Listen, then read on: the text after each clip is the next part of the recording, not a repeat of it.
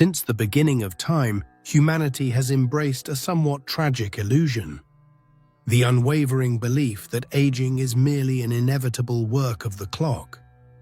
Perhaps this is the greatest untruth ever perpetuated in our history. Evidence suggests that the human body does not bow to a paper calendar, but rather to a silent and complex code engraved in the mind itself. In the echoes of the past, ancient sages, holders of knowledge attributed to figures like Thoth, already whispered about a precise vibrational frequency, capable of slowing down cellular time. This is not a genetic lottery or mere superficial creams. It is, in its essence, a pure state of consciousness. The map to be explored in the coming moments exposes a harsh reality of biology. The fear of tomorrow and the obsessive need for control corrode human vitality every second, at the cellular level. It is precisely by understanding and dismantling this mechanism that individuals in their 7th decade of life manage to maintain the vigor of their 30s, applying an ancestral principle that modern science is only now beginning to explore. The most intriguing aspect of all this, however, is the so-called mirror theory. The idea that each daily frustration and each interpersonal conflict are not unfair burdens, but reflections that, if dealt with wisely and patiently, become the master key to rejuvenating the nervous system. The culmination of this journey is the recovery of an ancient and practical ritual to activate this frequency of rebirth. It is a profound change in perception, capable of rewriting the biology of those who apply it. The great secret of humanity does not lie in daily mechanical actions, but in the way it chooses to perceive its own reality. For those who feel the sand in the hourglass running out too quickly, leave a comment saying, "I want to slow down time."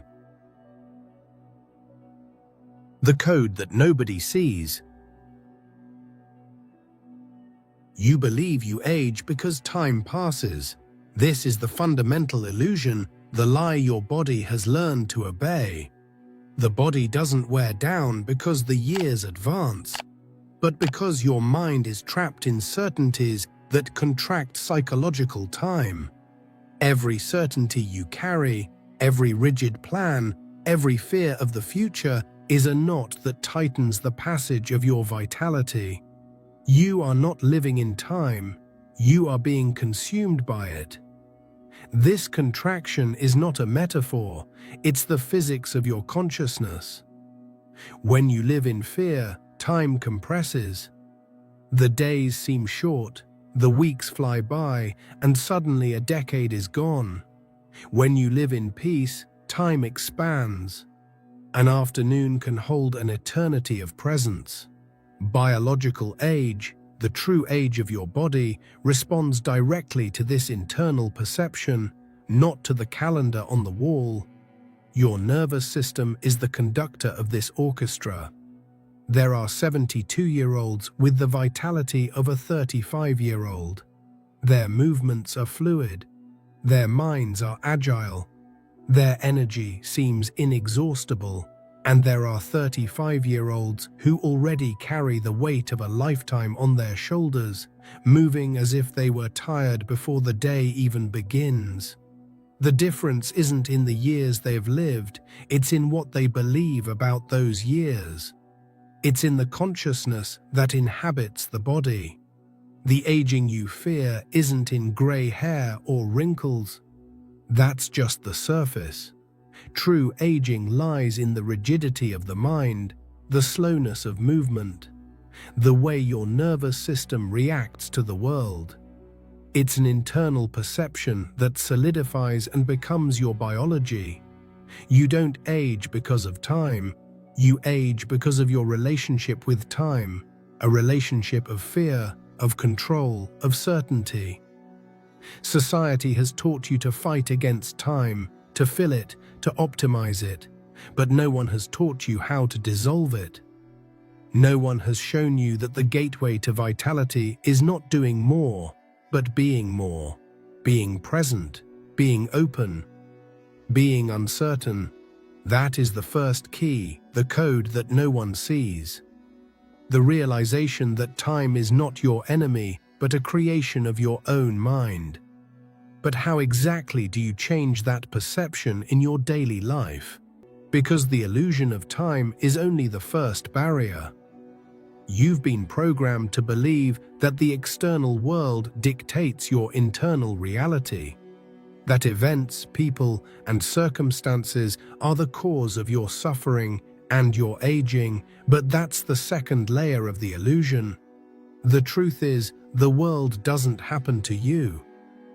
It happens from within you, and every person who irritates you, every situation that frustrates you isn't an attack. It's a mirror. You look at the world and see chaos. You see people acting wrongly, unfair situations, a system that doesn't work. Your internal monologue is a constant accusation. You point the finger outward, judging, explaining why others are wrong and why you are right. This habit of blaming is the engine of your ego, the machine that keeps you trapped in drama and separation. But here's the secret that dismantles this machine. The world isn't insane. It's your insanity that the world reflects.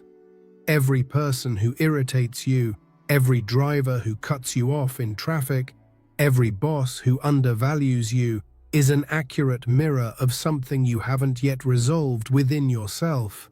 It's not a punishment. It's a map. The universe doesn't send you problems. It sends you mirrors so you can see yourself. And you, instead of looking, break the mirror and blame the reflection. When you speak ill of someone, when you accuse, when you judge, you are, at that very moment, increasing your own entropy.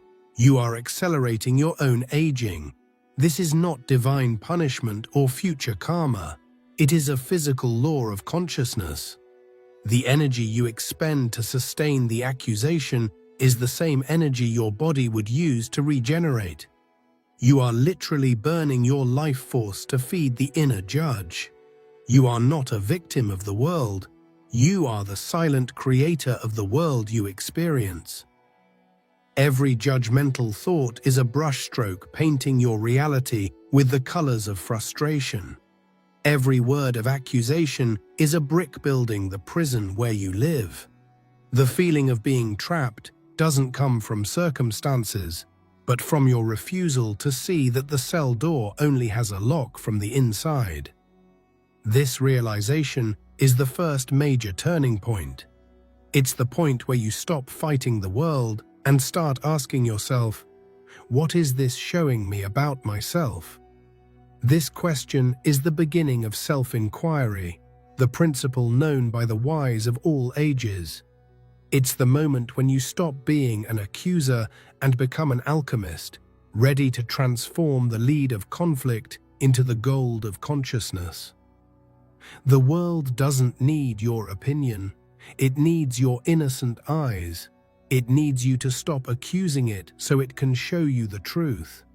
A truth that isn't out there, but encoded in every cell of your body. A truth that says you're not just a part of the universe. You are the entire universe, disguised as a part. The truth that sets you free. There is a law in biology that mystics have always known. It is the principle of the hologram. Your body is a perfect hologram. The whole contains the parts, and each part contains the information of the whole. From a single cell of your body, with its DNA intact, it is possible to clone you entirely. Think about what that means. You are not an insignificant piece in a cosmic puzzle. You are the entire puzzle, experiencing yourself through a single piece. This is not poetic philosophy. It is the basis of your biology. It is the physics that sustains your existence. You are, every second, creating your reality. The power to manifest, to heal, to rejuvenate is not somewhere far away. It is in your hands, in your consciousness. Or it has been hijacked by your ego, the master of duality, the voice that tells you that you are separate, that you are a victim, that the power is outside. Illness doesn't come to destroy you, it comes to heal you from an illusion.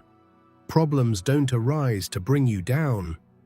They arise to teach you something you refuse to learn. Nothing is by chance. Every event, every encounter, every challenge is an exact reflection of your consciousness at that moment. If your consciousness is full of fear and accusation, your reality will be a battlefield. But if your consciousness changes, everything changes. Your reality transforms. Your body responds. Your psychological time shifts. Healing is not the absence of symptoms. Healing is the change in consciousness that makes symptoms unnecessary.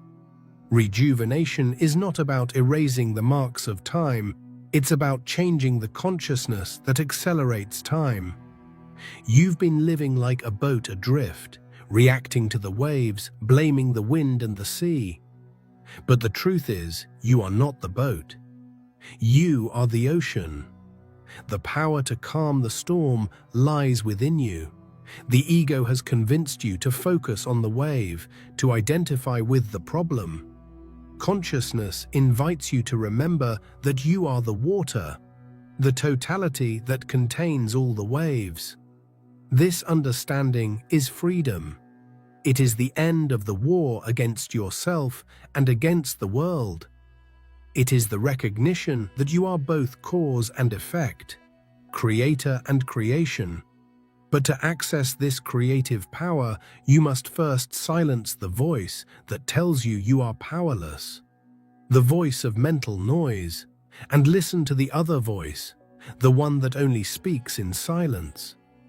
There are two voices inside you, competing for your attention. One is the voice of the neurotic. It's the incessant commentator, the anxious planner, the relentless judge. It's the voice that replays past conversations, rehearses future conflicts, accuses, doubts, and fears. The other voice isn't quite a voice, it's a stream of pure thought. It's inspiration. It's the silent intelligence of consciousness that transcends space and time. When you are in this state of flow, time disappears. You don't get tired. You can write for 5 hours straight and feel like only 5 minutes have passed. You can speak for 8 hours with a clarity and energy that surprise even yourself. Fatigue doesn't reach you because you're not operating from your personal energy reserves, but connected to an inexhaustible source.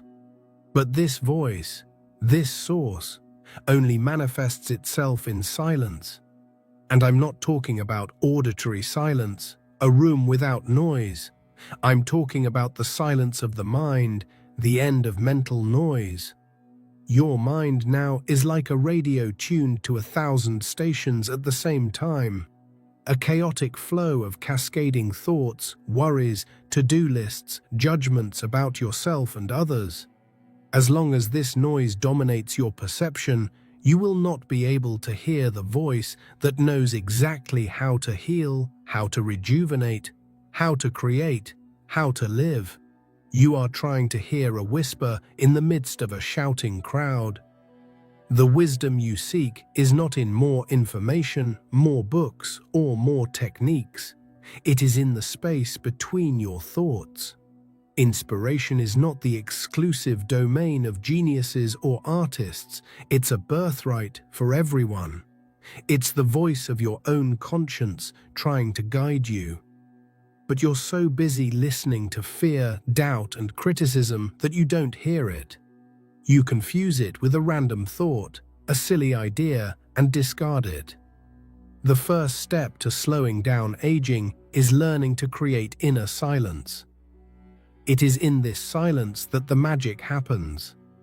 It is in this vacuum that entropy slows down. It is in this space that the body receives the order to regenerate. But how do you silence a mind that never stops? You don't silence it by fighting against it. You silence it by observing it.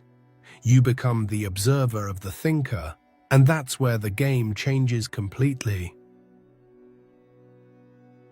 The observer who changes everything. There's a confused observer inside you. It's the part of you that identifies with drama, the one that clashes with everything and everyone, with family, with work, with the world. It's your personality, your ego, the collection of stories you tell yourself about who you are. This observer lives in a constant state of reaction, always defending its territory, always proving its worth. But there is also another observer, an observer who is pure consciousness. Silent, still, always present. He does not judge, does not react, has no opinion. He merely witnesses. He is the sky, and the confused observer is the passing cloud. The fundamental practice is not to try to change the cloud, it is to remember that you are the sky. When the confused observer, the ego, feels observed by this pure consciousness, something miraculous happens. It falls silent. It cannot sustain its drama under the serene gaze of presence. The light of consciousness does not fight against the darkness of the ego, it simply dissolves it. When the confused observer falls silent, it does not disappear, it integrates, it changes. This is the true practice. It's not about thinking positively, it's about observing yourself thinking negatively. It's not about trying to be a better person. It's about observing yourself trying, with all your flaws and contradictions. When you observe the confused observer with innocence, without guilt, without judgment, they transform. Guilt and self-criticism are the food of the ego. Innocent observation is the food of consciousness. And when the confused observer falls silent, the world you see also changes. The people who irritated you seem less threatening. The situations that frustrated you lose their power over you, not because they have changed, but because you have changed the point from which you observe them. You stopped reacting and began to respond from a place of peace. This internal shift has an immediate physical effect.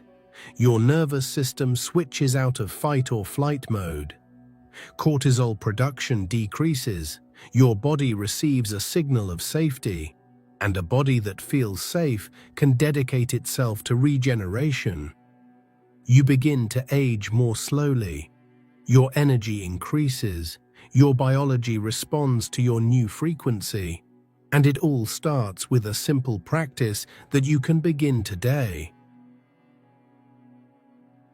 The practice of mental silence. Here's what to do. Not tomorrow, today. This isn't a to-do list, it's a living experience. For the next month, commit to one thing. Don't talk about others as a cause. Talk about them as a mirror. This is the practical application of everything we've seen so far. It's the point where theory becomes flesh, where knowledge becomes wisdom. When someone irritates you, your automatic reaction will be, "This person is unbearable." At that moment, pause, breathe, and instead silently ask yourself, what in me is this person reflecting? What part of me is being activated by them? If someone disappoints you, instead of falling into the trap of accusation, ask yourself, where in me does this same energy of disappointment reside? What in me needs to be healed? This shift in perception is the first and most powerful anti-aging code. It's not a visualization technique. It's not repeated positive affirmations in the mirror. It's the practice of innocent observation. It's the conscious act of stopping feeding your ego with the poison of accusation and beginning to nourish your consciousness with the radical honesty of self-inquiry. Your nervous system will respond immediately. Every time you choose the question instead of the accusation, you send a wave of calm through your body. You are literally rewiring your neural pathways. And maybe the greatest secret your ancestors tried to protect wasn't a plant, a ritual, or a hidden formula. It was a mindset. They understood something modern society has forgotten. Certainty makes you rigid, but uncertainty keeps you alive. When you believe you already know everything, your body stops listening. Your mind stops adapting. Your spirit stops exploring. And that's when aging truly begins. Not in your cells, but in your perception. But uncertainty keeps your senses awake. It keeps your nervous system flexible. It keeps your consciousness open to new signals, new possibilities, new versions of yourself that have never existed before. The ancient philosopher Heraclitus said, "No man ever steps in the same river twice." Your ancestors didn't fear this truth. They embraced it, because they knew that life itself is renewal. Every moment you release the need to control everything. Every moment you allow yourself to stand calmly inside the unknown. You send a signal to your biology that you are still evolving, still adapting, still alive. Even Lao Tzu taught that what is soft and flexible survives, while what is rigid and stiff breaks. So maybe the real anti-aging code was never about escaping time. Maybe it was about staying fluid within it, staying curious when others become closed, staying open when others become afraid, staying present when others become trapped in the past. Because the moment you stop fearing uncertainty, you stop resisting life itself. And when you stop resisting life, life stops aging you.